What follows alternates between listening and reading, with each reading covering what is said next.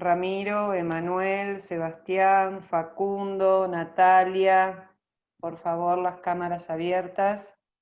Bueno, ¿cómo van con esto? ¿Cómo van con la asignatura? ¿Van comprendiendo las etapas? Ángeles.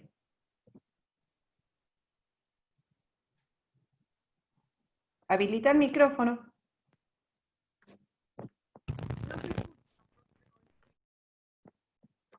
No se te escucha porque no lo habilitaste. ¿Cómo?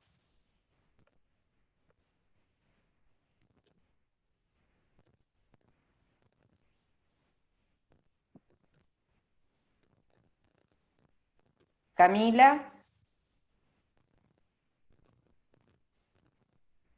Cerralo entonces. Sí, profe. ¿Cómo vas con la materia? Bien, estoy leyendo por ¿Pero van ahora. comprendiendo? ¿Van comprendiendo? Sí, sí, ¿Sí? sí, sí, sí, vamos Bueno, comprendiendo. Yo, por lo menos, sí. bueno, me alegro. Antes de comenzar con el tema del día de hoy, que voy a dar un cierre de la etapa constitutiva del proceso, luego vamos a arrancar con prueba, con lo que nos corresponde de prueba, porque ya vieron con la doctora Jiménez Bauer. Bueno, básicamente eso, he preparado así un PowerPoint para compartir con ustedes para dar por finalizada la etapa constitutiva.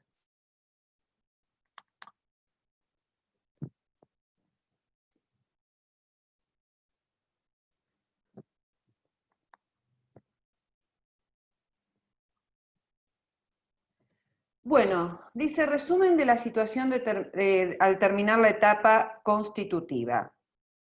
En realidad, nosotros tenemos la demanda, de esa demanda ya sabemos que debemos dar traslado por 15, por 10 o 5 días al demandado, ya sabemos cómo debe realizarse la notificación, en qué domicilio, se hace la notificación por cédula o personalmente, eso ya lo analizamos, con todos los requisitos previstos por la ley. Es decir, todo lo que ya vimos que debe hacerse en la persona del demandado, y además de hacerse en la persona del demandado, todos aquellos recaudos que debe cumplir el oficial notificador al momento de dejar la cédula de notificación del traslado de la demanda, por ser un acto procesal de tanta trascendencia. Una vez que se ha podido notificar el demandado puede oponer excepciones, ya lo vimos, contestar la demanda, reconvenir, allanarse, o puede no comparecer o abandonar el proceso. La cuestión se da en los 3 primeros supuestos. ¿Qué cuestión? La de cómo se corren los traslados. Vale aclarar, que ya lo dije en su oportunidad, que de la contestación de la demanda no se corre traslado al actor, es decir, no hay un traslado de la contestación de la demanda. ¿Pero de qué sí hay un traslado? De la documental acompañada por el demandado. Artículo 333 del Código de Procedimiento Civil y Comercial de la Provincia de Buenos Aires, que luego analizaremos. Si opone excepciones, el traslado de las excepciones al actor es por 5 días. Estas excepciones se notifican Ministerio Legis, y el actor tiene 5 días para contestar. Puede ofrecer prueba, y el juez verá si abre a prueba las excepciones o no las abre. Eso veremos si son las de previo y especial pronunciamiento, si son excepciones previas. Si no, pueden ser defensas de fondo, eso ya lo habrán analizado. Si hay reconvención, hay traslado de la reconvención. ¿Se acuerdan que era cuando el demandado introducía una nueva pretensión que tenía a las mismas partes, y es una especie de contrademanda? De esa reconvención se debe dar traslado por 15 días al reconvenido. Se notifica igual, como es una demanda, se notifica al actor personal, por cédula o personalmente. El actor, que es el reconvenido, tiene el plazo de 15, de 10 días, porque no existe en el sumarísimo la reconvención, para contestar la reconvención. Y en ese mismo momento puede oponer excepciones. ¿Por qué? Porque le han planteado una demanda, le han planteado una nueva pretensión. Recién, una vez que están resueltas y firmes todos estos intercambios, todos estos traslados que acabo de mencionarles, es cuando el expediente se encuentra en la etapa final de lo que denominamos etapa constitutiva. Y si hay hechos controvertidos y conducentes, el juez abrirá la prueba, abrirá la causa prueba, y en caso de que no existieran hechos controvertidos y conducentes, declarará la cuestión como de puro derecho. Pero a mí lo que me interesaba es que viesen cómo el juicio no simplemente se trata de una demanda, de un traslado de la demanda y de una contestación, sino de todas estas posibilidades que se van dando entre medio y que van generando, en virtud del principio de bilateralidad, un traslado, otro traslado, y depende cómo fuese ese traslado, si es personalmente o por cédula, que solamente es en el caso de la reconvención, en los otros dos supuestos es ministerio legis, es como se va demorando el proceso y parece no culminar esta etapa constitutiva. Era simplemente eso que quería graficarles para que tuviesen en cuenta por qué un proceso puede demorarse o alongarse en el tiempo. Dicho esto, no sé si habrá alguna pregunta para hacer, pero era más que nada una conclusión de lo que vimos en los encuentros anteriores, en el encuentro anterior. Doctora, ¿me permite? Sí, quería salir de aquí. ¿Quién me estaría hablando? Robledo, buen día, ¿cómo le va? Ah, Horacio, ¿cómo estás? Muy bien, ¿y usted? Bien, bien. Hay solamente una palabrita que siempre me hace ruido, que es personalmente. El Sí. personalmente se puede tomar como que yo voy... ¿Tendrás el volumen un poquito más alto, por favor? Sí, esperé que lo suba. Le decía que a mí, Personalmente. personalmente, Sí. a ver si para los dos lugares que yo lo tomo es correcto. Personalmente, cuando el oficial notificador me lleva o me lleva me hace correr el traslado de la demanda, o personalmente cuando voy al estrado del juzgado. Muy bien, tu pregunta es muy pertinente, porque el artículo 135 del Código de Procedimientos enumera una serie de resoluciones que pueden ser notificadas por cédula o personalmente, inclusive el traslado de la demanda. Es decir, yo tomo conocimiento de que me han demandado y puedo presentarme y contestar la demanda. Ahora bien, la jurisprudencia en realidad no es unánime a tomar o a aceptar que la contestación de la demanda yo pueda notificarme personalmente y contestarla. Y yo les pregunto a ustedes, ¿por qué?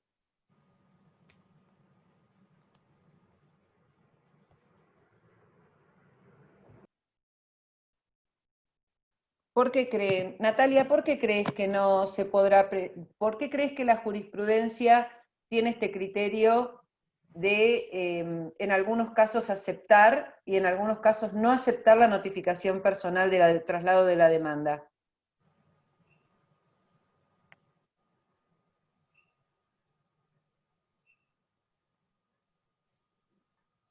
¿No? ¿Horacio? No. No. Bueno, yo se Estoy de los acuerdo, cuento. es lo correcto. Yo se los cuento por qué. En realidad, y me atreví a preguntárselos porque es algo que ustedes lo saben, y ahora se van a dar cuenta que lo saben. En realidad la jurisprudencia no es conteste en este aspecto en virtud de lo que establece el artículo 331 del Código de Procedimiento Civil y Comercial. Porque el actor, cuando interpone la demanda, tiene todavía una facultad, una posibilidad, que es ¿cuál? La de modificar la demanda o ampliar la demanda.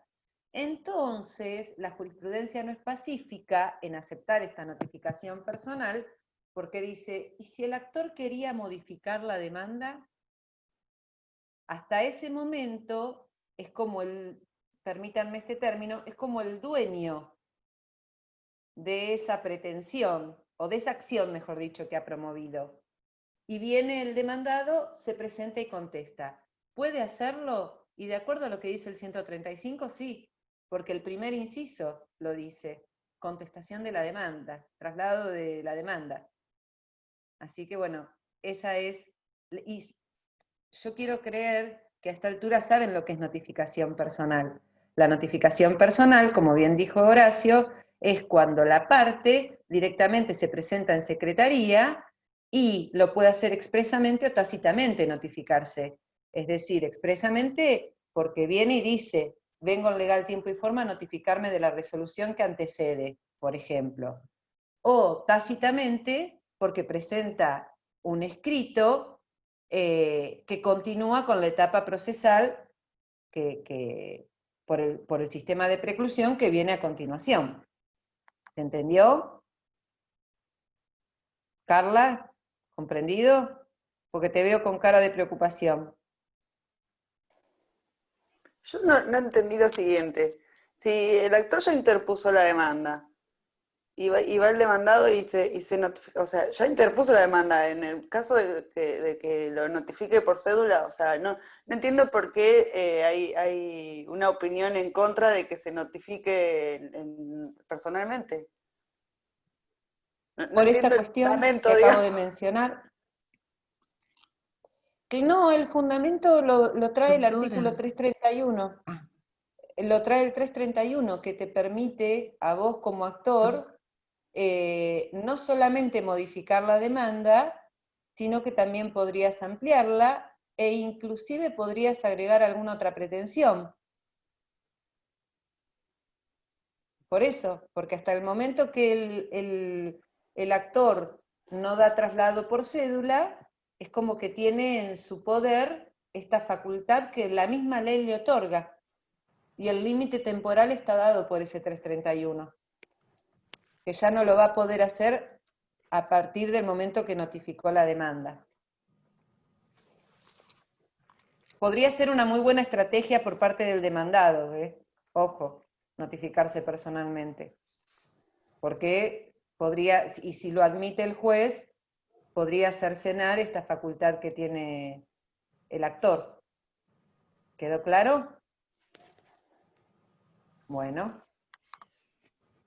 Seguimos adelante, entonces, culminamos con esta etapa y nos vamos ahora a la apertura a prueba.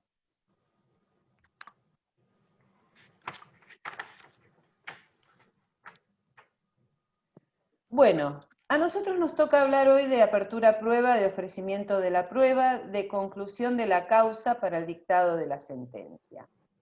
Cuando hablamos de la apertura a prueba, ya saben que la causa se abre a prueba de acuerdo a lo que establece el artículo 358 del Código de Procedimientos, siempre que haya hechos conducentes y controvertidos. Y en ese caso el juez va a abrir la causa a prueba.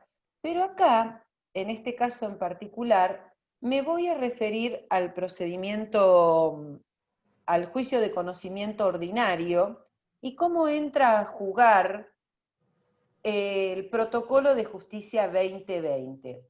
Porque en el sumario no tenemos ninguna duda. ¿Por qué digo eso? Y porque en el proceso sumario nosotros, al momento de interponer, o con los escritos constitutivos del proceso, porque ya vimos que hay más de un escrito constitutivo del proceso, hablamos de demanda, contestación de la demanda, reconvención, contestación de la reconvención, oposición de excepciones, bueno, oposición de excepciones, contestación de las excepciones, es decir, esos son los escritos constitutivos del proceso. Y con esos escritos constitutivos del proceso, no solamente se ofrece la prueba, perdón, no solamente se acompaña la prueba documental, sino que también se ofrece la restante. Entonces, en ese caso, el protocolo de justicia 2020 nos queda muy claro cuándo es la oportunidad procesal que va a proceder, valga la redundancia. En cambio, en el proceso de conocimiento, la jurisprudencia tiene dicho, o mejor dicho, los juzgados civiles y comerciales del Departamento Judicial de Mar del Plata han tomado la siguiente resolución. ¿Cuándo aparece el Protocolo de Justicia 2020? El Protocolo de Justicia 2020 dice claramente en este slide, no hay que ser muy fantástico y este material, vuelvo a insistir, quedará para ustedes, que una vez que se ha cerrado Disculpe, la etapa... doctora, no estamos Profe, viendo el Power. estamos ¿Cómo? en el power anterior Ah, no lo todavía, estoy... profe. Claro, estamos en el mismo. Ah, no. Estamos con el anterior, profe. Ya. Era nada más que para ponerlo, para ver si estaban atentos. ¿Ahora? ¿Sigue el Ahora sí. anterior? Ah, No, ahora bueno. sí. Ah. Ahora sí. Yo creo que voy a llegar al 26 de diciembre tratando de amigarme con la tecnología, pero bueno, cosas que pasan.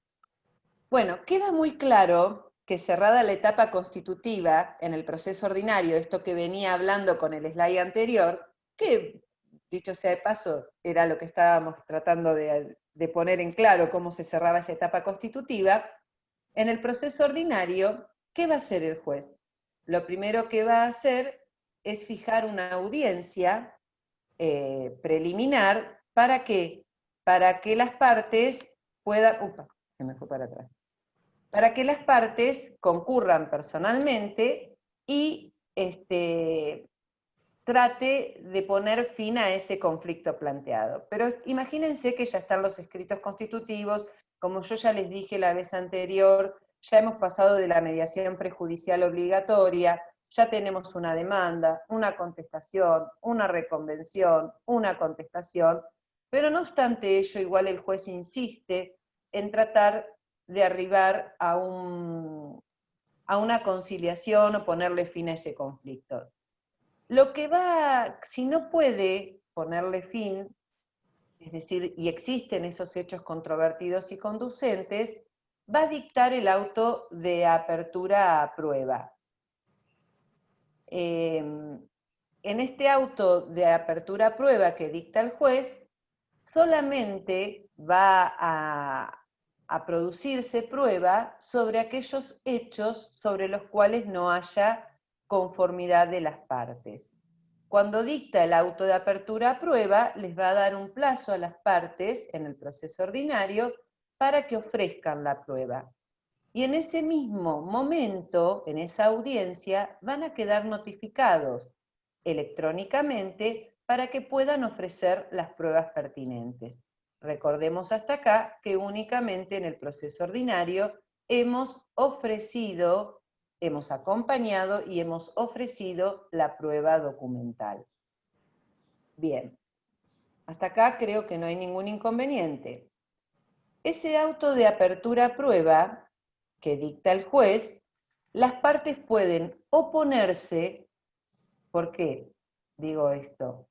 Porque lo primero que quiero rescatar es que sobre el auto de apertura a prueba es una resolución inapelable. Inapelable. Esto viene de la mano del artículo 377 del Código de Procedimiento Civil y Comercial de la provincia de Buenos Aires, que dice que todas las resoluciones sobre producción, sustanciación o denegación de la prueba serán irrecurribles. Por ende, el auto de apertura a prueba es inapelable. No obstante ello, si yo no estoy de acuerdo con que la causa se abra a prueba, me puedo oponer. A ese trámite se refiere el artículo 359. La oposición al auto de apertura a prueba parece ser un acto procesal unilateral de la lectura del 359, porque dice más o menos lo siguiente, que si una de las partes se opone al auto de apertura a prueba, se deberá correr traslado a la contraria por el plazo de 5 días, y una vez que contesta este traslado o vencido el plazo para hacerlo, el juez va a resolver. ¿Y cómo va a resolver el juez? Y el juez puede resolver haciendo lugar a la oposición, y en ese caso la resolución es apelable. ¿Y por qué será apelable? Por el agravio que me provoca, por el gravamen que me provoca. ¿Y cuál es el gravamen que me provoca? No puedo producir prueba. Entonces, si el juez hace lugar a la oposición, esa resolución es apelable. ¿De qué otra manera puede resolver el juez la oposición? Y puede decir, no ha lugar a la oposición. Por ende, esa resolución es inapelable y ¿qué se debe hacer? Producir la prueba. Vamos a suponer que el juez, en esa audiencia, igual decidió abrir a prueba, pero las partes tienen, que no sé si aclaré el plazo de los 5 días, creo que no lo aclaré. ¿Cuándo se pueden oponer las partes? Las partes únicamente se pueden oponer dentro del plazo de los 5 días de que ha quedado firme el auto de apertura a prueba. Ahora ya no tenemos más esa discusión de cuándo queda firme el auto de apertura a prueba, porque la notificación, como bien se lee del slide anterior, se notifica electrónicamente a las partes para que ofrezcan las pruebas pertinentes. Es decir, ya sabemos cuándo queda firme, porque si una resolución se notifica el martes, se notifica el lunes electrónicamente en esa audiencia. A partir de ahí empezamos a contar los plazos en virtud del principio general del artículo 133. La otra cuestión que pueden hacer las partes, y esto es de plena conformidad, es prescindir de la prueba. ¿Y por qué pueden prescindir de la prueba? Y porque pueden decirle, señor juez, nosotros vamos a prescindir de la prueba porque realmente los hechos que hemos alegado se acreditan con la prueba documental que obra en el expediente. Es decir, de la documental se acreditan los hechos y consideran que no es necesario abrir a un debate. Por ende, el juez podrá seguir por la amplitud probatoria y decir no al lugar a la prescindencia de la prueba, es decir, la prescindencia de conformidad del artículo 360, o bien, como dice el final de este artículo, que nos remite al 357, declarar la cuestión como de puro derecho. ¿Qué significa esto? Que no hay hechos controvertidos, es decir, estamos de acuerdo con los hechos, pero ojo, no estamos de acuerdo con el derecho que se aplica.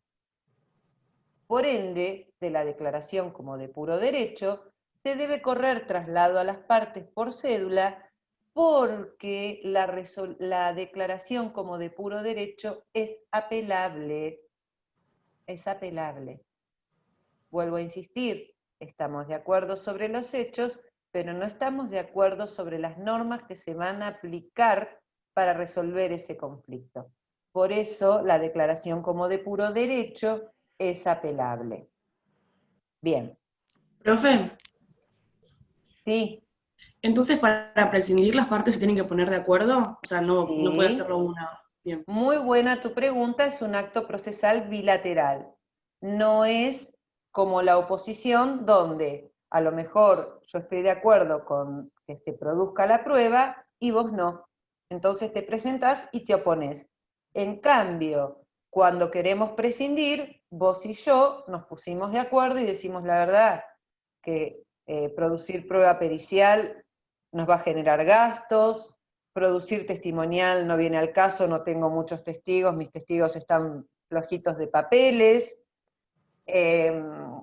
la informativa, y vamos a generar un dispendio de tiempo y se acredita con los documentos que ya están en autos, porque son pruebas, qué sé yo, pueden llegar a ser escrituras públicas, etcétera, etcétera. Entonces nos ponemos de acuerdo y prescindimos.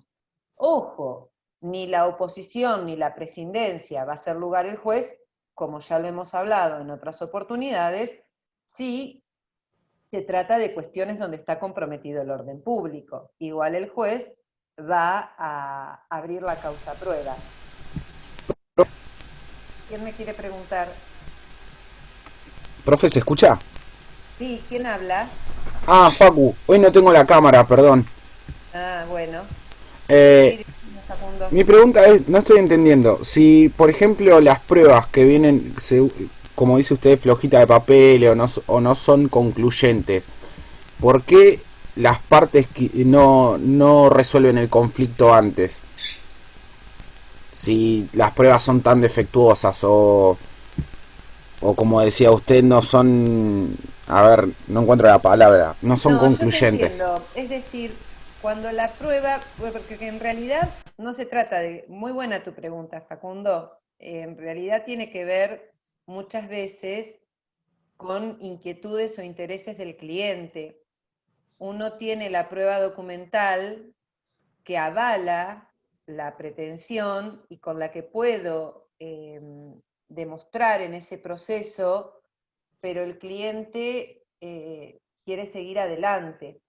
Entonces, cuando uno le dice, mirá, si nosotros seguimos adelante, vamos a seguir generando gastos, te conviene en esta etapa no producir prueba, que se dicte directamente la sentencia, muchas veces no tiene que ver con el letrado. Hay casos en que el abogado, bueno, recién se da cuenta que no puede seguir instando, no puede seguir adelante, porque lo único que va a generar es gastos.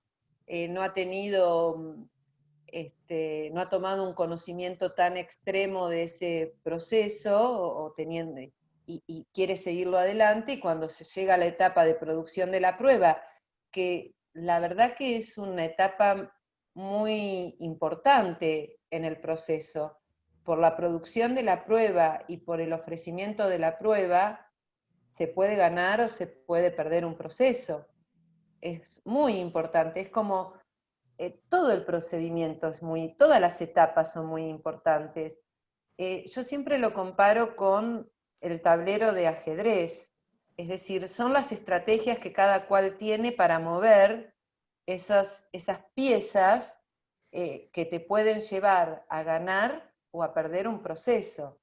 Y uno a veces cree que con la producción de la prueba puede salir adelante y se da cuenta en esa etapa procesal que no, y no le conviene producir prueba. Sí, Facundo. Es como que a mitad del camino se da cuenta que ya no va a llegar a ningún lado y lo deja ahí, como para no generar más gastos o no agravar la situación. Claro, y lo acredita con la prueba documental, pero siempre que el juez esté de acuerdo, ¿eh? Siempre Ok, que el juez esté de acuerdo.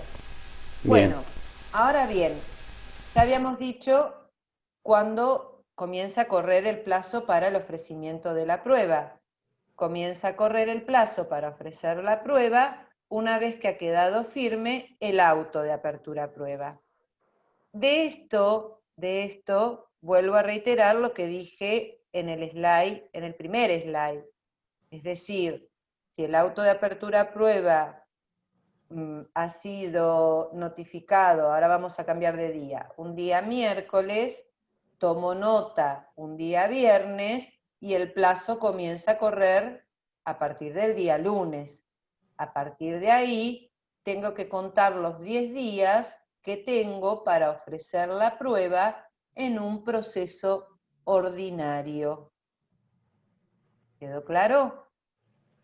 En el proceso ordinario vale aclarar que se admite el plazo extraordinario de prueba.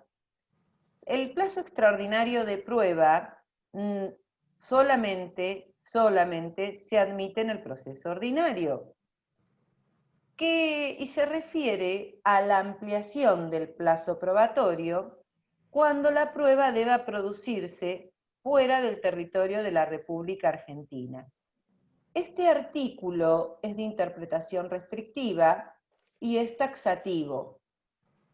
Únicamente se admite para la prueba testimonial, para la prueba documental y para la prueba de informes. Y hace una diferenciación entre países limítrofes y países no limítrofes. Pero además hace otra advertencia este artículo, que no me acuerdo si es el 368, ¿lo están viendo ustedes? Sí, sí, Yo el no, 13, yo no sí. lo veo, por eso. Bueno, el 368 hace otra advertencia, que es muy importante. Yo lo tengo que haber manifestado oportunamente a que tengo prueba a producir, ya sea testimonial, documental o informativa, que no se encuentra dentro del territorio de la República Argentina.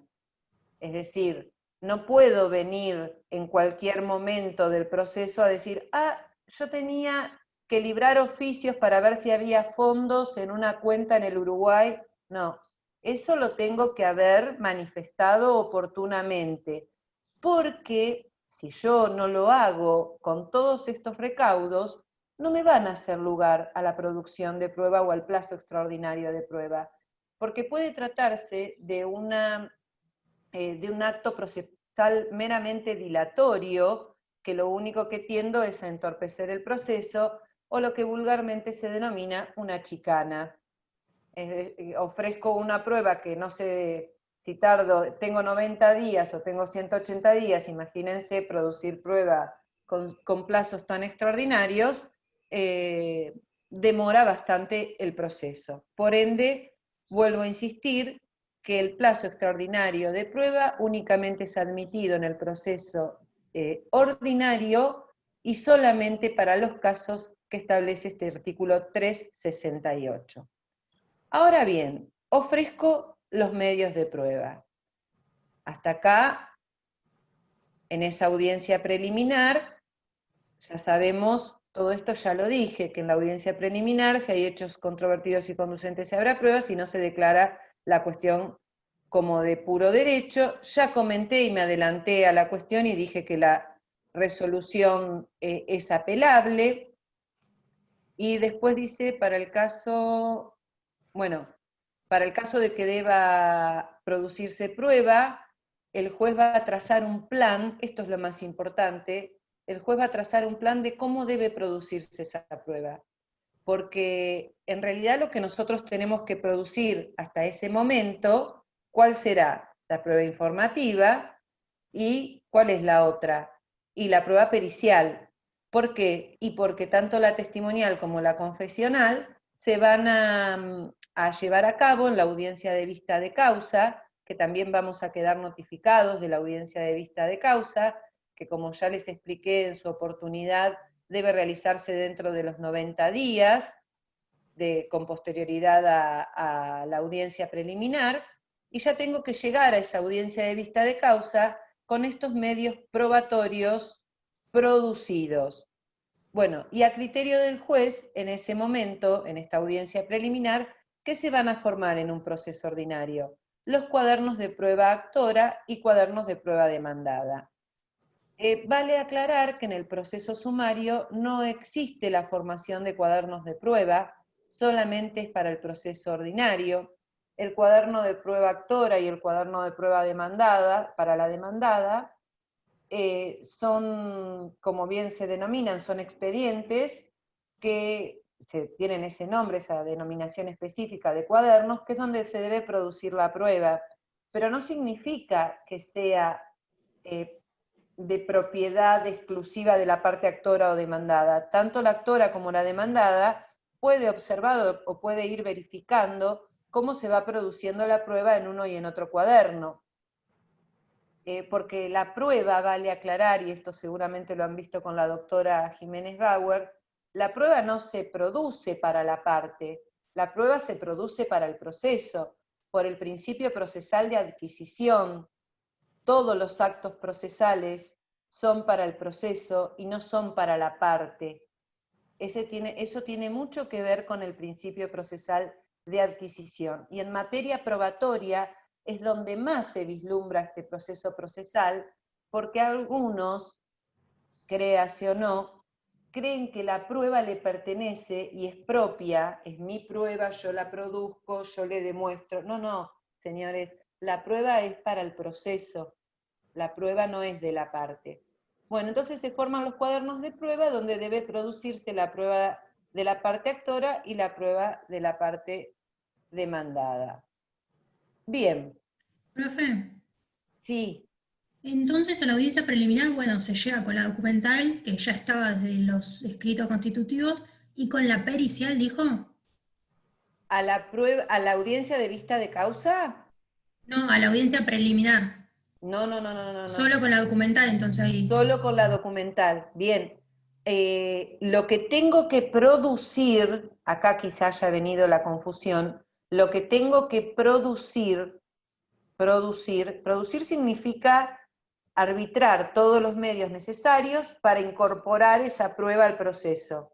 Lo que tengo que producir antes de la audiencia de vista de causa cuál será la informativa, que tiene que estar agregada en la audiencia de vista de causa, y la pericial. Y la pericial, que es la que más trabajo me cuesta. La verdad, dicho vulgarmente, es lo que más, en la que más diligencia tengo que aplicar para que el perito, al momento de la audiencia de vista de causa, ya llegue con el dictamen realizado. ¿Por qué? Porque en la audiencia de vista de causa, el perito podrá dar las explicaciones o deberá dar las explicaciones pertinentes, por ende, eso hace presumir que el dictamen ya tiene que estar realizado. Entonces, producir prueba, vuelvo a dar un concepto de lo que significa producir prueba. Producir prueba significa arbitrar todos los mecanismos que sean necesarios para incorporar esos medios al proceso. ¿Cómo incorporo un testigo? ¿Y cómo lo voy a incorporar? Diligenciando las cédulas para citarlo y traerlo y que venga el día de la audiencia de vista de causa. ¿Cómo produzco la informativa? Librando los oficios en tiempo y en forma. ¿Cómo produzco la pericial? Pidiendo la desinsaculación del perito,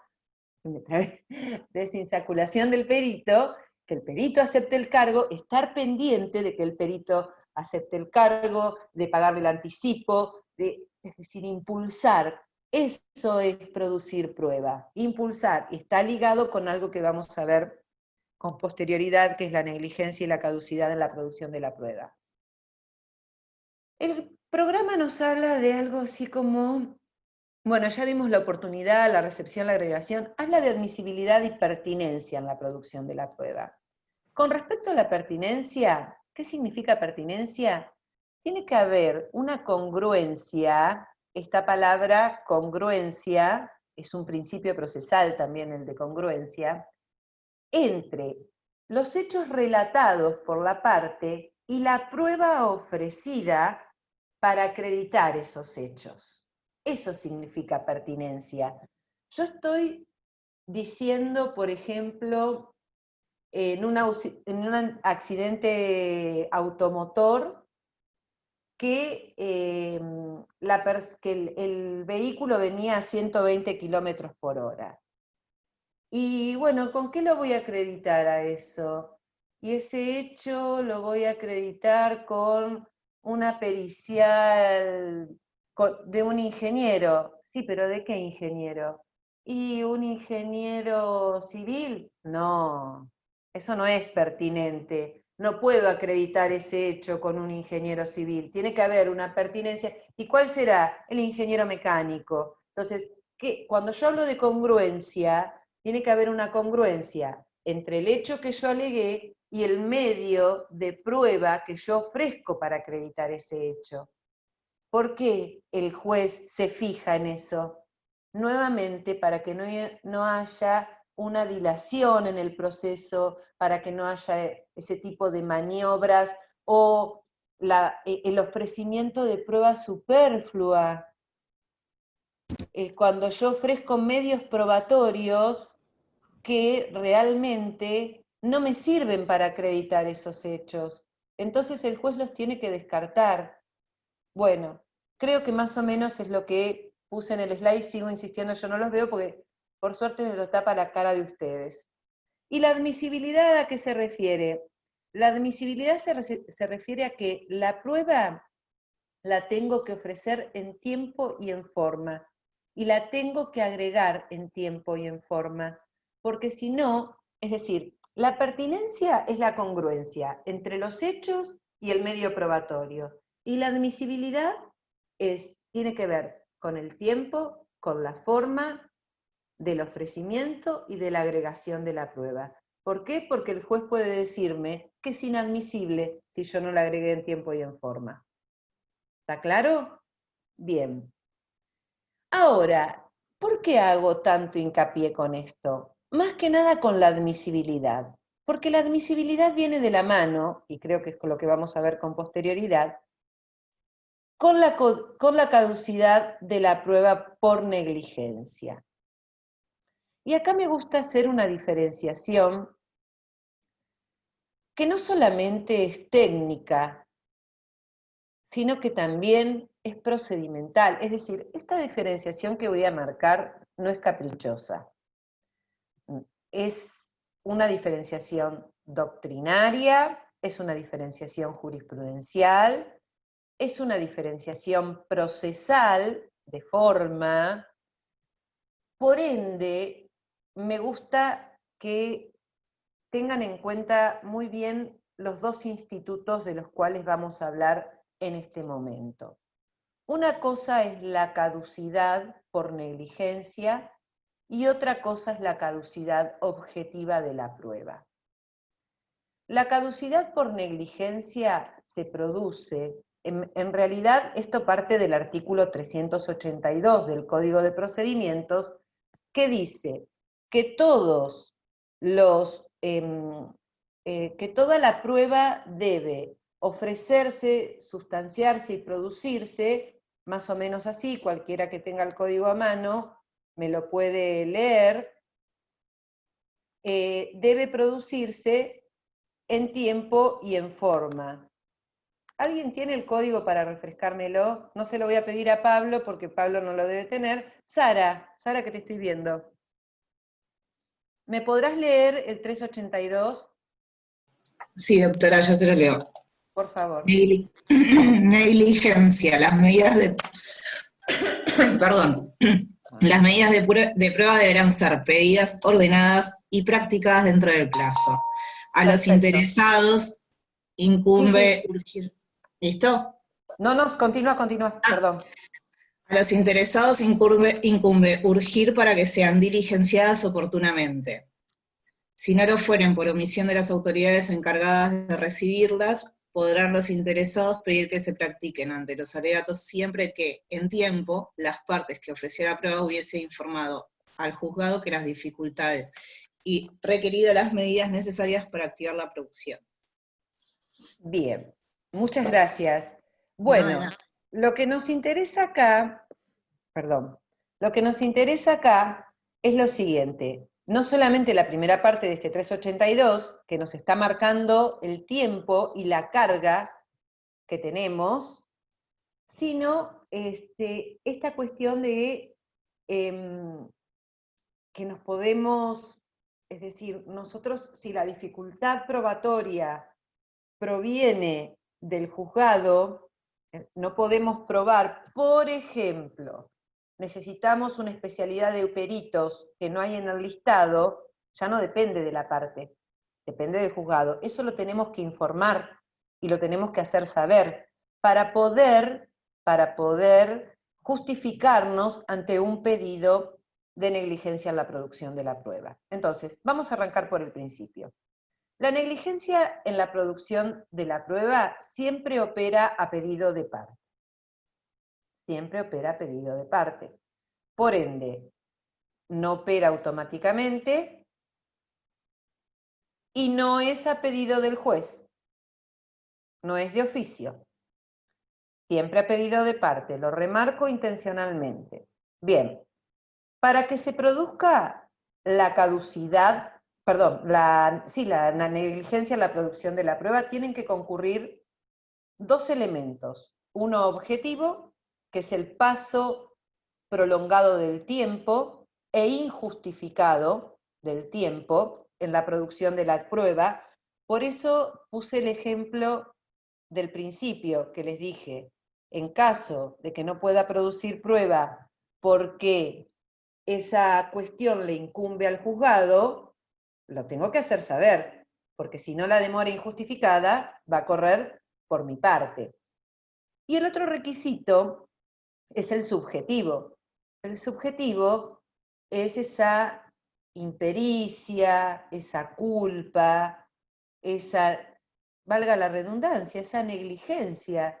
Es decir, ¿dónde hay impericia, hay culpa? Y cuando yo no activo los mecanismos necesarios para producir esa prueba. Cuando les hablaba del perito puntualmente, les estaba diciendo y mencionando intencionalmente, yo tengo que estar impulsando y pidiendo permanentemente para que este perito venga, acepte el cargo, pagar el anticipo de gastos, es decir, tengo que impulsar la prueba. Ahora bien, otra cuestión que es importante, ¿ese pedido de parte? Sí. De ese pedido de parte debe correrse traslado, deben darse estos dos requisitos subjetivo y objetivo, que es el tiempo y la desidia, sí. ¿De ese pedido de parte debe correrse traslado a la contraria? Sí. El juez debe resolverlo previa sustanciación. Muy bien, hasta acá tenemos varias características de la negligencia. ¿Qué más podría decir? ¿Puedo plantear la negligencia si tengo prueba pendiente de producción? No. No. Si yo tengo prueba pendiente de producción, no puedo pedir la negligencia. ¿Por qué? Y porque partimos del principio que dijimos que la prueba se adquiere, el principio procesal de adquisición. La prueba se adquiere para el proceso. Yo no estoy buscando perjudicar a la contraria. Simplemente, cuando le pido la negligencia en la producción de la prueba, le estoy diciendo, bueno, no te has apurado, yo ya produje toda mi prueba, estamos en las preliminares, estamos ya en la audiencia de vista de causa y no activaste los mecanismos necesarios, te puedo pedir la negligencia en la producción de la prueba. Pero quede claro lo siguiente: pedido de parte, requisitos objetivo y subjetivo, sustanciación. No tengo que tener prueba pendiente de producción para poder pedir la negligencia. Y otra cuestión más que es importante: ¿qué pasa cuando la carga de la prueba le incumbe a ambas partes? Si le incumbe a ambas partes, yo no podría nunca pedir la negligencia en la producción de la prueba, porque ambos tenemos la carga de impulsar el procedimiento. Ahora, ¿y si yo desisto de esa prueba que teníamos que producir entre los dos? Y en ese caso, si yo desisto, con posterioridad podría pedir la negligencia. No sé si se entendió esta última parte que acabo de mencionar. Bruno, te veo con cara de más o menos. Me cuesta entenderlo todavía. Ahora doy un ejemplo. Bien. El ejemplo sería el siguiente. Es muy común que ambas partes, por ejemplo, cuando se ofrece prueba pericial, que el actor ofrezca un perito, vamos a poner en este caso el ingeniero mecánico en este accidente automovilístico, y venga el demandado y adhiera a esa prueba pericial y agregue sus puntos de pericia. Tenemos un único perito al cual el demandado también adhirió, agregó puntos de pericia, y entonces ¿a quién le incumbe la carga de impulsar esa prueba? A ambos. Ambos. A no ser que el actor diga, no creo que sea el actor, bueno, vamos a poner al demandado, a no ser que el demandado diga, no, la verdad que no me interesa esta prueba, me desentiendo y desisto de la misma.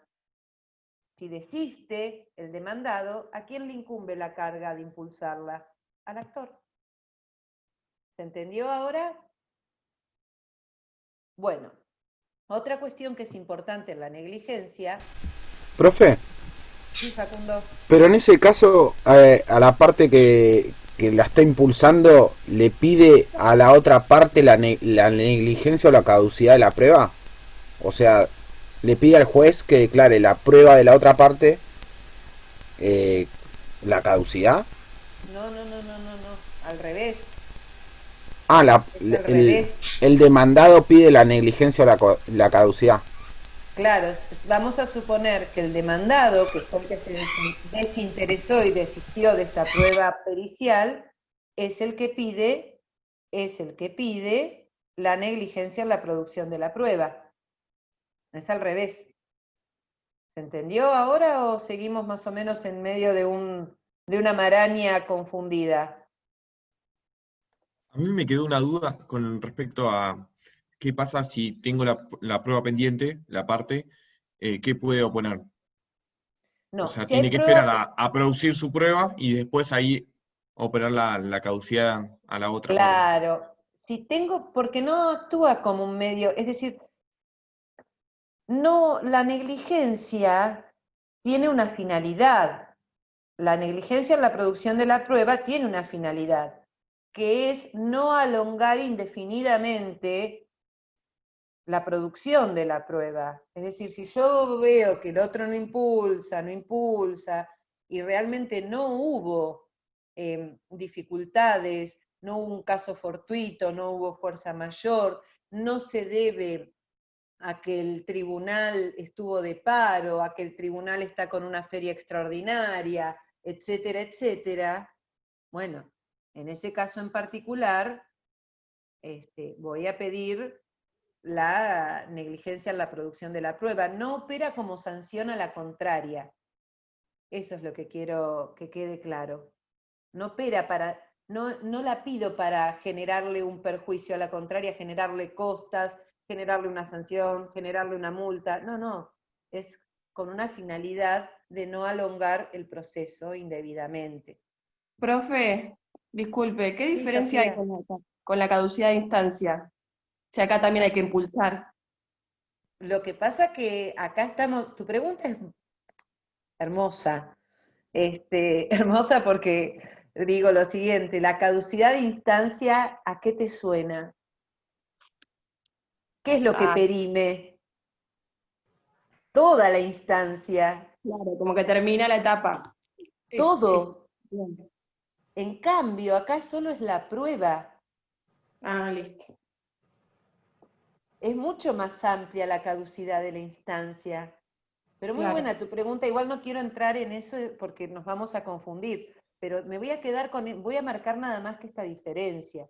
Es mucho Claro. más amplio lo que vos estás planteando. Está caducando la instancia, y si caducó la instancia, únicamente voy a poder volver a pedir lo mismo siempre y cuando no haya prescripto la acción. Mirá vos, Claro. lo que es Es la verdad. caducidad de la instancia. Acá estamos en la prueba nada más. Perfecto. Y ahí me voy a quedar, no voy a confundirlos. Bueno, otra cuestión que es importante, todos vieron que siempre tengo la palabra importante como, bueno, es que esta resolución de la negligencia se notifica a Ministerio Legis, a las partes, y es inapelable. Es inapelable. ¿Y por qué será inapelable? Bueno, acá la verdad voy a tratar de ser lo más sencilla posible en explicarlo. Es inapelable. ¿Hay algún micrófono abierto? Porque escucho ruidito. Bueno, es inapelable en virtud de lo que establece el artículo 255 del Código de Procedimiento Civil y Comercial de la Provincia de Buenos Aires. Es decir, este artículo 255 me dice que todas aquellas pruebas sobre las cuales se haya declarado la negligencia, yo podré discutirlas en la Cámara, más o menos eso dice, no es textual, es el apartado 2 o 3 del 255, no lo recuerdo bien. Yo poder replantear la prueba que considero que ha sido mal declarada negligente. Mal declarada negligente. Y ustedes me podrían preguntar lo siguiente en este momento. Entonces, ¿qué? Tengo que llegar. Me declararon negligente la prueba en la etapa probatoria. Tengo que llegar a la sentencia definitiva, apelarla y recién en la apelación replantearla. Sí, señores, tengo que contestarles eso. Sí. Cuestión que no vamos a ahondar ahora, porque tendríamos que entrar en el recurso de apelación y quedaríamos todos muy confundidos, inclusive quien suscribe. Así que espero haber sido mínimamente, espero que hayan podido comprender. Si nosotros nos hacemos esta pregunta ahora, podríamos decir, ¿por qué esta resolución es inapelable? Y esta resolución es inapelable porque yo podré replantear la prueba que considero mal declarada negligente una vez que ha llegado el expediente a la Cámara por vía de apelación de la sentencia definitiva. Esa sería una manera sencilla de contestar. ¿Alguna pregunta? Porque no quiero... Aparte de no dilatar innecesariamente el proceso también, ¿no? O sea, si la prueba no es conducente a nada. Está bien, lo tomo. Sí, tal cual. Porque imagínense que ya hubo un pedido de parte, una sustanciación y un juez de primera instancia que dijo la prueba ha sido declarada negligente. Entonces, tomando esto que dice Facundo, que hoy está muy activo, a pesar de que no le veo la cara, tenés razón, podría ser un justificativo, y lo replanteamos en la Cámara. Bien, quiero marcar ahora la diferencia con la caducidad objetiva. La caducidad objetiva, la primera diferencia que puedo marcar es que en vez de ser a pedido de parte, voy a arrancar por otra cuestión. La caducidad objetiva está tasada por la ley. ¿Qué significa eso? Que no queda a criterio del juez. Lo dispone la ley. La ley marca cuándo se produce la caducidad objetiva de la prueba. Entonces, ¿qué estoy diciendo con esto? Que no queda a interpretación del juez como queda la negligencia. Es decir, está tasada por la ley. ¿Opera pedido de parte? Sí, opera pedido de parte. ¿Opera de oficio? Por supuesto que opera de oficio. Es decir, el juez podrá decir, podrá tener determinadas pruebas por desistidas. ¿Por qué? Y vuelvo a lo mismo, al principio general. Está establecido por la ley. Y entonces, ¿qué significa? ¿Que no debe dar traslado, no debe sustanciarse? No debe sustanciarse. Miren, todas las diferencias que ya les marqué con la negligencia. No se sustancia, es a pedido de parte, sí, puede ser a pedido de parte, puede ser de oficio, sí, puede ser de oficio, y no queda a criterio del juez, está tasado por ley. Yo puse un par de supuestos en este slide. Uno es el artículo 400 cuando se refiere a la prueba informativa, y que dice que vieron que las oficinas públicas y las oficinas privadas tienen distintos plazos, ya luego los van a ver, a los plazos. Pero dice lo siguiente este artículo 400, que si la oficina pública o la privada no contestara dentro del tiempo establecido por la ley, y yo dentro del plazo de 5 días no pido un oficio reiteratorio, esa prueba se tendrá por desistida. Eso es muy importante, es decir, no hay interpretación judicial, no hay interpretación del juez. El artículo 408, que se refiere a la prueba confesional. En este caso, ¿cuándo se considera que se tiene por desistida? Y se tiene por desistida si comparece el absolvente, pero no se dejó el pliego de posiciones. Entonces, se tiene por desistida. Bien, el 430 y el 432 los vamos a analizar, damos prueba testimonial, que tiene que ver, son varios supuestos, y no quiero entrar, tiene que ver con que no haya, bueno, ya que está, el 430 va de la mano del 432. El 430 en el primer inciso se refiere a que no haya arbitrado los mecanismos necesarios para citar al testigo. ¿Y cuál es el mecanismo necesario para citar al testigo? Y librar la cédula para que el testigo venga. Y acá no voy a entrar en el inciso segundo y el inciso tercero porque estamos todavía en una discusión bastante profunda. Ya lo vamos a charlar en la clase que viene, porque tiene que ver con que no comparece a la primera audiencia. Bueno, vamos a charlarlo en la clase que viene eso. ¿Y el 461 a qué se refiere? Y el 461 es cuando el perito aceptó el cargo, si mal no recuerdo, el perito aceptó el cargo y me pide el adelanto de gastos para realizar esa pericia, y yo no lo deposito en tiempo y en forma. Entonces, si no lo deposito en tiempo y en forma, que es un plazo de 5 días, el juez me puede tener por desistida de esa prueba testimonial, de esa prueba pericial.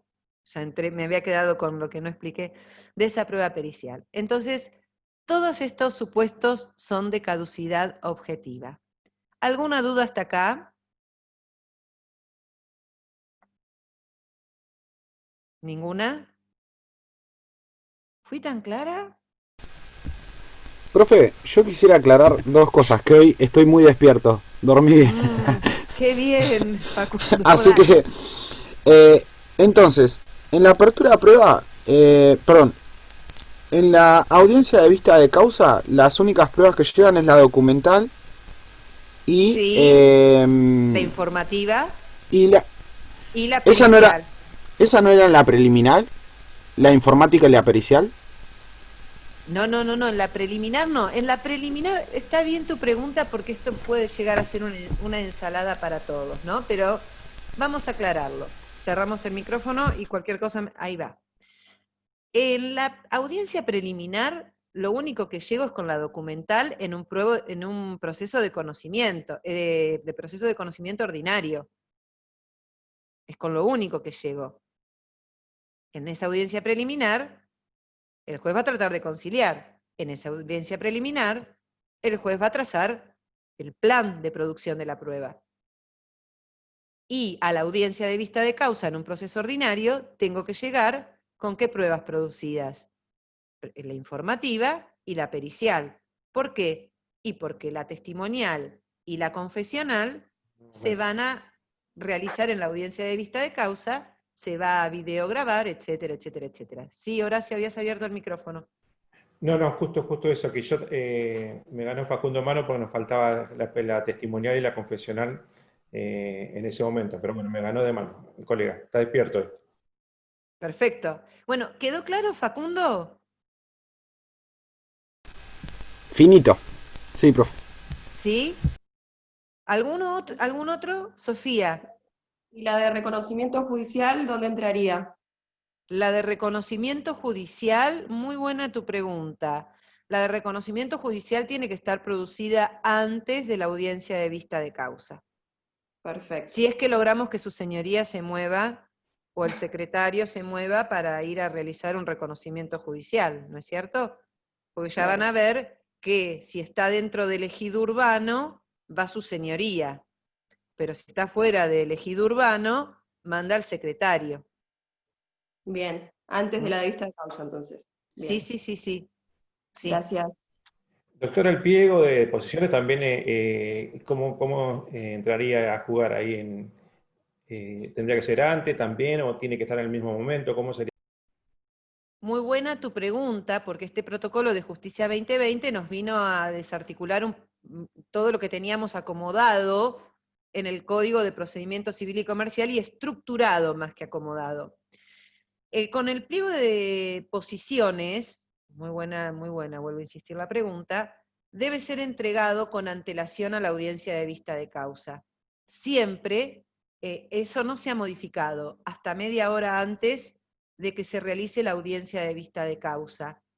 Y tiene su razón de ser, que ya lo verán cuando vean prueba confesional. Es decir, para que el que realizó las preguntas no aproveche la situación de cambiarlas en caso de que no comparezca el absolvente.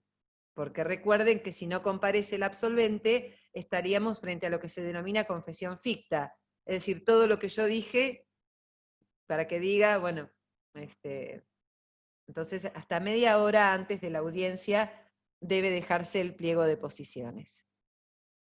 Eso no ha cambiado. ¿Podemos continuar? Continúo entonces. Bueno, acá está lo que más o menos ya nos habíamos adelantado, que todos los medios probatorios deben estar producidos al momento de celebración de la audiencia de vista de causas, con excepción de la prueba testimonial y confesional que va a ser videograbada en esa audiencia de vista de causa. Acá el juez toma un rol preponderante porque ya se acuerdan que nosotros habíamos hablado en un momento de ese juez que estaba en la puerta y que luego estaba, que estaba en la puerta de entradas y luego en la puerta de salida, es decir, cuando recibía la demanda y cuando dictaba la sentencia. No, acá el juez, cuando llega al momento de la audiencia de vista de causa, tiene que tener muy bien... Sí, hola, ¿quién me habló? Escucho voces.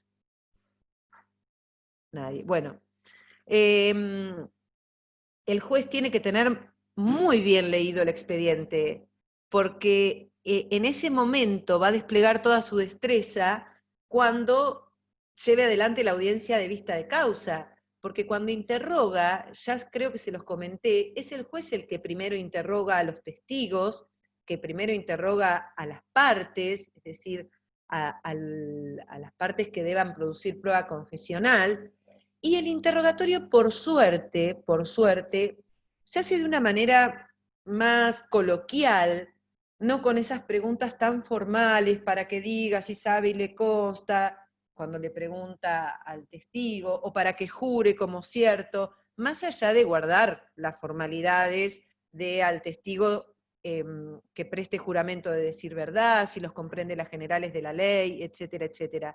Pero tiene un vocabulario más llano, donde tanto el testigo, que es un tercero ajeno al proceso y que no tiene por qué estar empapado del léxico jurídico, puede comprender muy bien lo que el juez le está preguntando. Y acá realmente ese rol protagonista del juez es muy importante. Y debo decirles, que creo que ya lo mencioné, pero lo voy a reiterar, es que esta presencia del juez hace que los testigos digan la verdad de los hechos.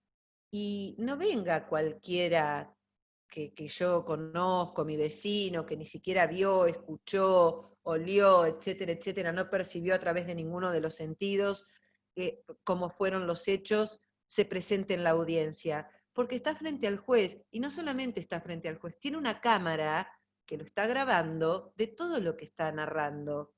Y debo decirles también que el juez pregunta y repregunta, y una vez que el juez ha realizado ese libre interrogatorio, por así denominarlo, y que lo permite el Código de Procedimiento Civil y Comercial de la Provincia de Buenos Aires, no recuerdo ahora si es el 430, no, iba a decir 431, pero me estoy equivocando. Recién después que el juez interroga a los testigos, les confiere la palabra a los letrados, al letrado que propuso al testigo, por si quiere ampliar el interrogatorio, quiere preguntar, y a la parte contraria, que también puede interrogar al testigo.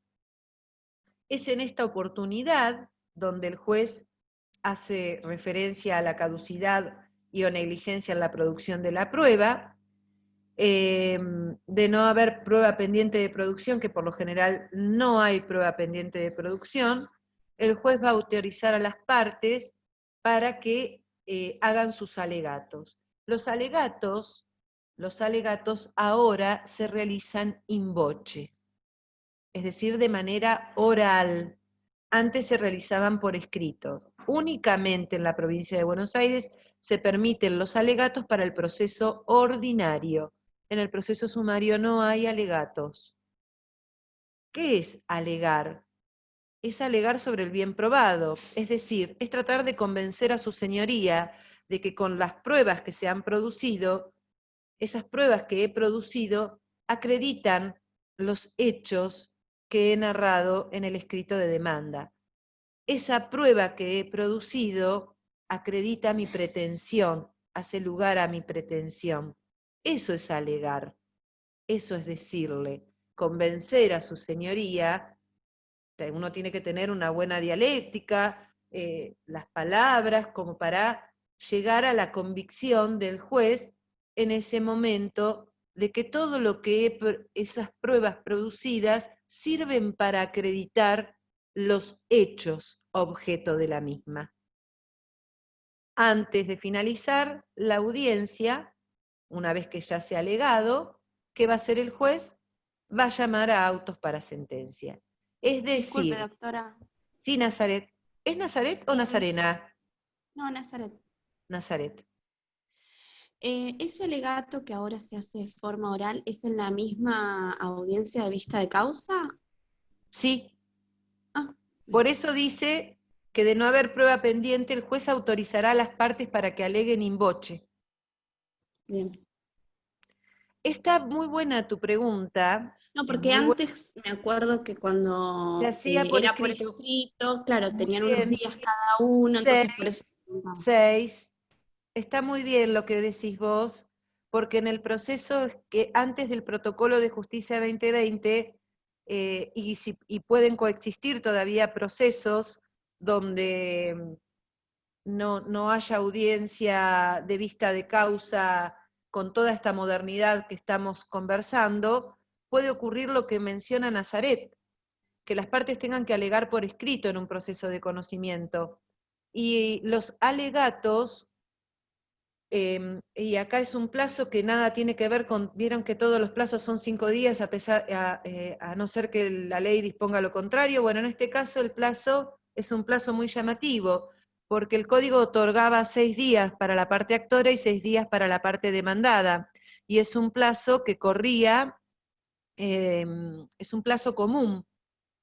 Entonces siempre decíamos que el que tiene mayor cantidad de tiempo para alegar era el demandado, porque el que primero tiene que alegar es el actor y luego tiene que alegar el demandado. Entonces retiraba el expediente para alegar el actor y el demandado tenía 12 días, porque yo lo entrego en el plazo de 6, tiene otros 6 para alegar sobre el bien probado. ¿Esa era la pregunta? Sí, sí, no quería saber si era en la misma Claro. audiencia. Sí. Ahora sí.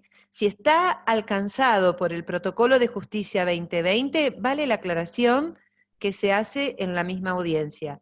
Caso contrario, si no estuviese alcanzado por el protocolo de justicia 2020, debe realizarse de la manera que acabo de explicar. Se hace por escrito, primero alega el actor, luego alega el demandado, y tiene 6 días para alegar sobre el bien probado. ¿Puede no alegar? Por supuesto que puede no alegar. Es decir, es una carga, no es una obligación. Puede no realizar el alegato. Lo que sí es importante saber que en una manera u otra, siempre que no haya prueba pendiente de producción,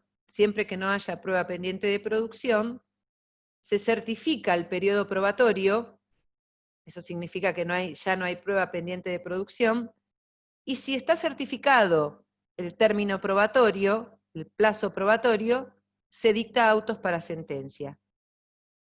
¿Podría pedir el juez medidas para mejor proveer? Sí, por supuesto. Sí. Aun cuando las partes no hayan ofrecido ese medio de prueba, sí. ¿Podría volver a llamar a un testigo? Sí. ¿Y por qué el juez puede pedir medidas para mejor proveer?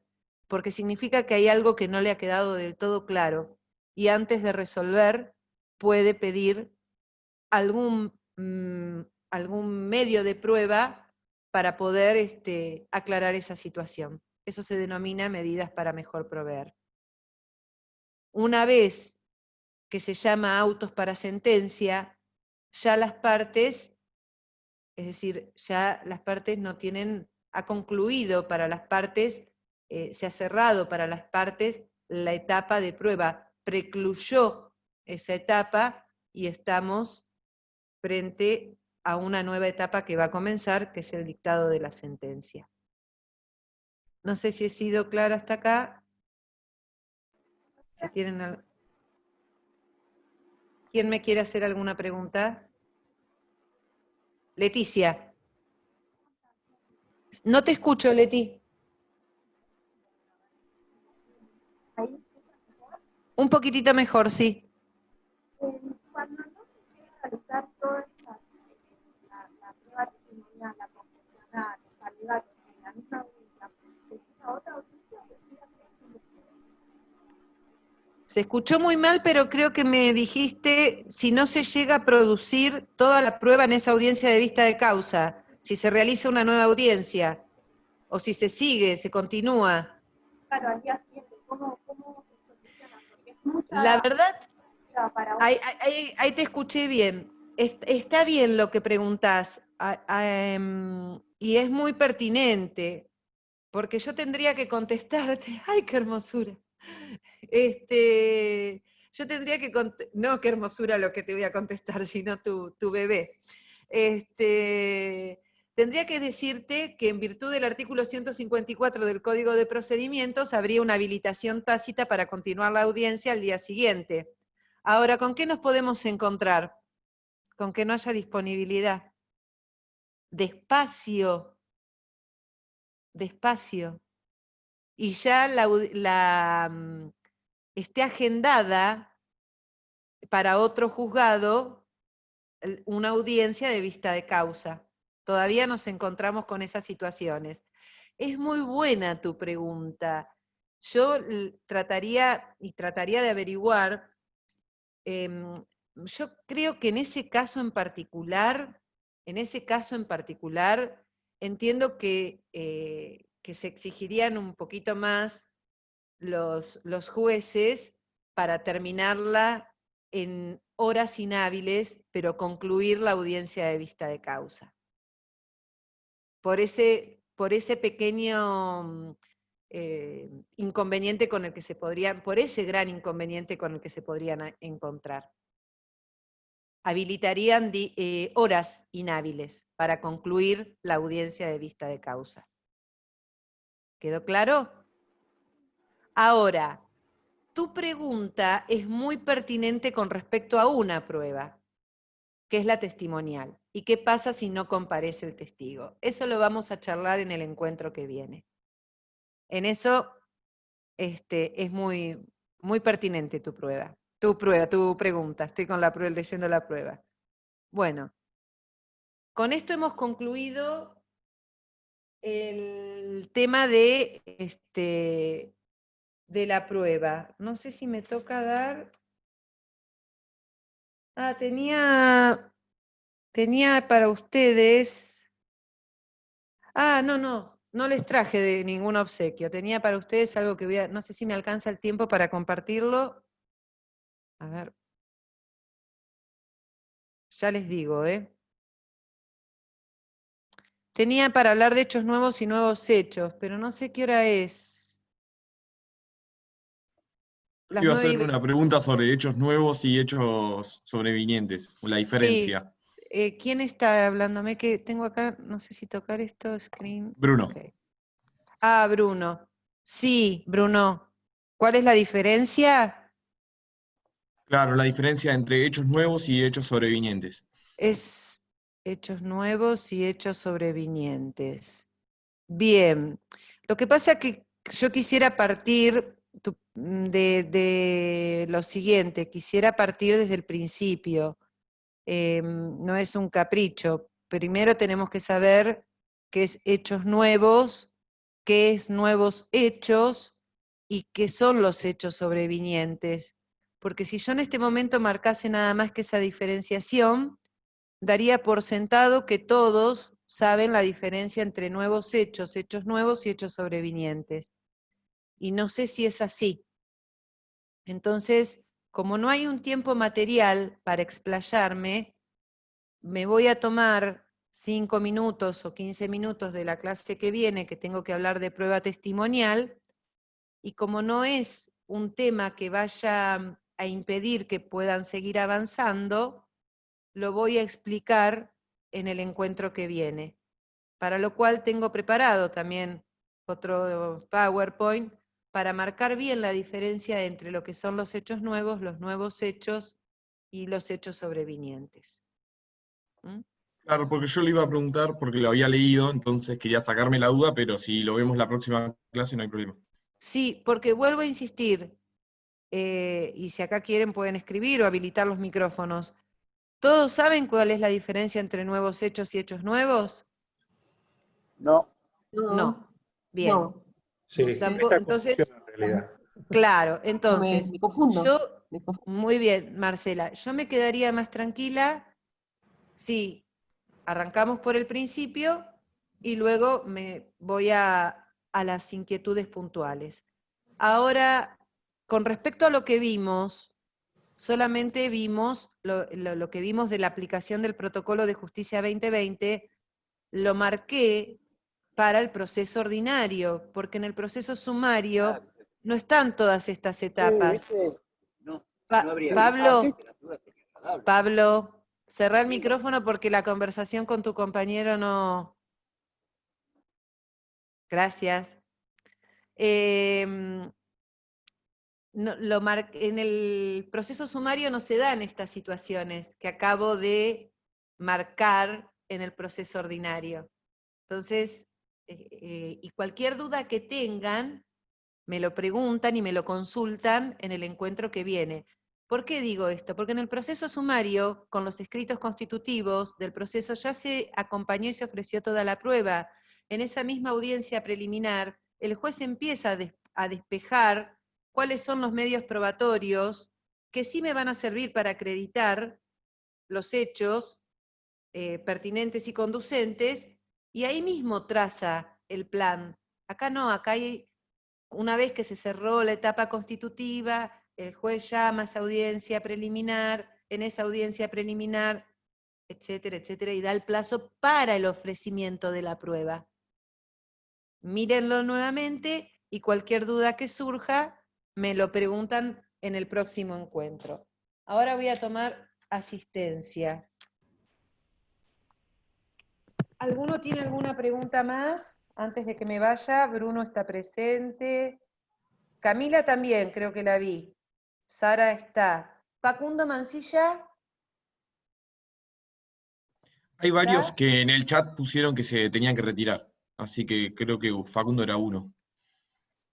¿Y por qué no cursa hasta las 9:30? Magalí, Esquivel. Varios pusieron que por el trabajo, profe, que se tienen que Ah, retirar. bien, no hay problema entonces. Magalí. Acá, profe. ¿A dónde? Ah, ahí estás, bien. Magdalena está. Luciana Gigliotti también. Luciana Gigliotti sí. No, no está. ¿O sí? Sí está. Sí, profe. Acá Sofía estoy. Rojo también, Nazaret también. Romina Ochoa. No está. Virginia N. Acá, Sí, profe. está. Sí. Erika también, Natalia también. Gustavo Álvarez también. Acá, doctora. Sí, Carla Romero también, Horacio Robledo también. ¿Yanina Cruz? ¿O es Agustina? Nada más. ¿Yanina Cruz no está? Ausente. Creo que Profe, Janina en el chat, claro. Aclaró, gracias. Sebastián Mulere también aclaró. Presente acá. Ah, estás ahí, no te había visto. Milagros, Di Césare. Sí, está. Eli Améndola. No está. Felicitas, creo que la había, Felicitas, ¿está? Acá, profe. A ver, ¿dónde estás, Felicitas? Bueno, presente. Sí, te había visto. Acá estoy, profe. Ramiro. Ah, bueno. Ramiro también está. Micaela también está. Natalia González también. Yo creo haberla visto, sí está. Marcela también está. Ezequiel de Ángelis. Hay varios. Ezequiel está, Ezequiel Vega. Ezequiel de Ángelis. No tengo micrófono, está. Leticia, hermoso tu bebé. Matías Moyano. Acá estoy, profe. Está Matías Moyano. Federico Fernández Ríos. También está. Ezequiel Vega está. Hernán Ripoll estaba, ¿no? Silvia Jiménez también. Jorge Fernández también lo vi. Viviana Caparelli. ¿No está? Ausente. Emanuel Sánchez. Presente. Ah, estás.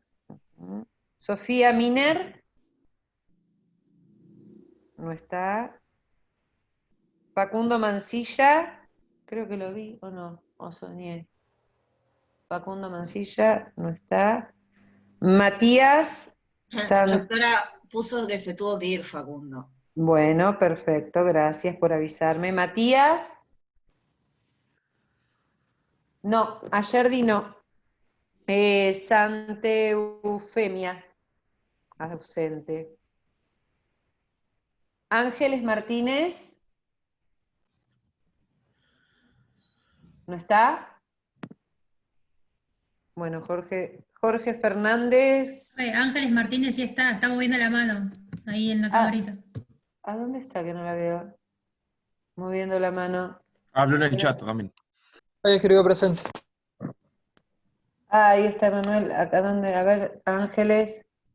Ahí está desesperada moviendo la mano, sí. Jorge Fernández. No está. ¿Cómo está? Bueno. Cecilia. Acá estoy. Cecilia Lamique. No está.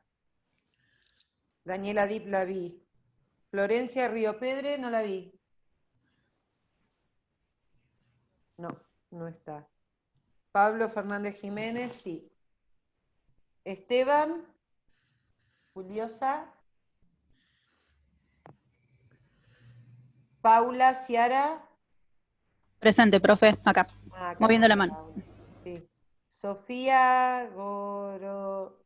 No me acuerdo cómo escribí. Otra Sofía más. No está. Melanie, me pareció verla, Melanie. Es una de las que se fue por trabajo, profe. Por trabajo, gracias. Tengo a mi interlocutor válido que es Erika. Bueno, Josefa estás hoy, pero no estuviste en 2 clases. ¿Cuál es el apellido? Podés retirarte, Leticia, no le pongas que me vea a mí, por favor, que va a quedar impresionado. Nos vemos el miércoles que viene. Josefa Bermúdez. ¿Y quién más me faltó? Morales Leandro. Morales Leandro. ¿Dónde está Leandro? ¿No has venido, Leandro? Sí, viene la pasada. Ya me había arrancado en la comisión de la noche, no me pasaron. Entonces seguí en la 1 a la mañana y ya me pasaron las faltas. Ya la semana pasada. Perfecto. Sí, ahí puse presente. Josefa Bermúdez también. Y alguien más me falta. Ahí pusieron 2 en el chat que estaban presentes. Sofía Me falta. Jorge Olguín no me nombró a mí. ¿A quién? El chino. Por fin te pusiste nombre. Ya lo cambié. Jorge Holguín. A ver si sos como el chino. Sí. Bueno, ¿tuviste ausente? La semana pasada, sí. Sí. ¿Y quién no nombré? A los que pusieron Agustina en el Cruz chat. y Sofía Agustina Gorostegui. Cruz. ¿A dónde estás, Agustina? Bien. ¿Está resuelto tu tema entonces? Cuánto me alegro. Cualquier cosa que necesites, presente entonces. Bárbaro. ¿Y ahora nadie más? Mariano ayer no me anda el micrófono. Perfecto. Bueno, nos vemos el miércoles que viene. El viernes les van a subir material. A Melanie. Le puse presente. Bueno, nos vemos el miércoles que viene. Muchas gracias. Gracias, Cualquier doctora. duda Hasta me luego. escriben. Adiós. Chau. Hasta luego.